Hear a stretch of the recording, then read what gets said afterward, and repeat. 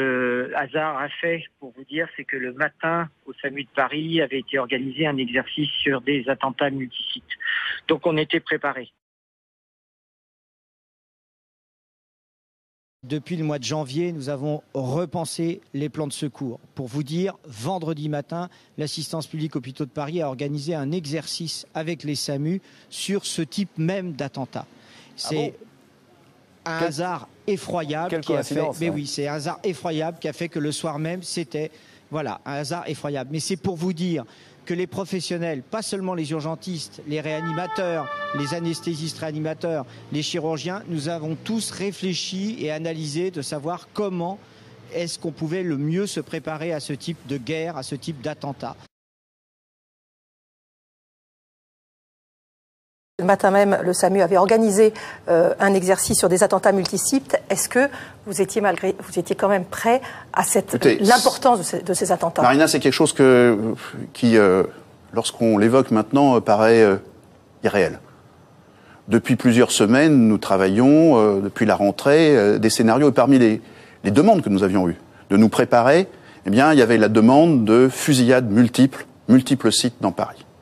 Et le vendredi matin, à 10h du matin, nous avions préparé avec les 8 SAMU et la brigade des sapeurs-pompiers, conjointement avec nos relations vidéo, nos ordinateurs, une simulation de pratiquement ce qui s'est passé le soir même. Ça veut dire quoi? Qu'on savait, on vous alertait parce qu'on pensait qu'il pouvait y avoir une fusillade? Cette hypothèse était considérée comme une hypothèse parfaitement plausible. Et donc, on nous avait demandé clairement de nous préparer à ce type de situation. C'est ce que nous avons fait depuis de nombreux mois. Nous savions qu'il y avait des victimes potentielles par arme à feu et qu'il y avait aussi la nécessité de pouvoir réagir à plusieurs endroits. Ce n'est pas simple, parce que vous l'avez bien compris, il s'agit là d'un phénomène évolutif. Il y a à un endroit des blessés graves, à un autre endroit des blessés graves ensuite. Donc nous avons répété à l'exercice la répartition des SAMU et des pompiers sur ces sites pour essayer de garantir à toutes les victimes, quel que soit le moment où cela se produit et quel que soit l'endroit où cela se produit, la possibilité d'une prise en charge médicale sur le terrain. Et donc c'est ça qu'on a fait le matin. Et quelques heures après, alors qu'on était encore en train d'analyser tous les points qu'on pouvait mettre en place, eh bien, on a eu à gérer cette situation. Et dans cet exercice, il y avait aussi les représentants de nombreux services hospitaliers qui, le soir même, ont accueilli les victimes. Donc l'effet de surprise était bien sûr important, mais la préparation avait été proche et très récente dans l'esprit de tout le monde. Cette soirée, en fait, elle a commencé le matin. Commencé le matin parce que le matin, nous répétions l'exercice, exactement le scénario qui s'est produit le soir. Attendez, le matin, vous aviez un exercice en conditions réelles au cas où il y a un attentat? Alors, à 10h du matin, donc, l'ensemble des 8 SAMU de la région Île-de-France, nous sommes 8 SAMU dans notre région, eh bien, on avait un exercice avec des ordinateurs, des coups de téléphone, des listes de blessés, des éléments, exactement le travail que nous avons eu à faire pour répartir les victimes dans les hôpitaux et répartir nos forces sur divers sites qui apparaissaient progressivement. Et vous ne pouviez pas imaginer que le soir même, ça arriverait, mais en conditions réelles. Alors ça vous a énormément servi ou pas ce que vous aviez fait le matin? Bien sûr, ça a servi énormément à l'ensemble de nos collègues parce que on était directement dans le bain. Et c'est donc quelque chose que l'on a fait à plusieurs reprises. On s'est entraîné à soigner les gens blessés par les balles, ce qui nécessite une technique de soins qui n'est pas une technique civile, comme vous le comprenez bien. On a fait ça. Et puis ce jour-là, on avait la partie qui était la partie organisationnelle, c'est-à-dire à partir des bilans des victimes, à partir du nombre des victimes, à partir des sites où ça se produisait, les répartir dans les hôpitaux et mieux nous coordonner entre nous, médecins, pompiers, police, pour agir comme ça. Donc voilà, la journée elle démence comme ça. Et à 10h du matin, donc, c'est un exercice qui est inopiné, c'est-à-dire qu'il y a très peu de gens prévenus. Eh bien, on téléphone dans les hôpitaux, on dit est-ce que vous pouvez prendre des blessés graves, combien vous pouvez en prendre, à quel moment, est-ce que vous avez les équipes, est-ce que vous devez rappeler du personnel? Vous estimez que, par exemple, il n'y a pas eu d'encombrement dans les hôpitaux? Parce que justement, le matin même, vous vous êtes rendu compte qu'il fallait répartir le plus équitablement possible les blessés? Un certain nombre de, je dirais, c'était pas encore des leçons, mais de constatations, eh bien, elles vont être appliquées dès le soir même, parce que ceux qui étaient le matin à l'exercice, une grande partie de ceux-là vont se retrouver sur le terrain et à la régulation médicale du SAMU le soir.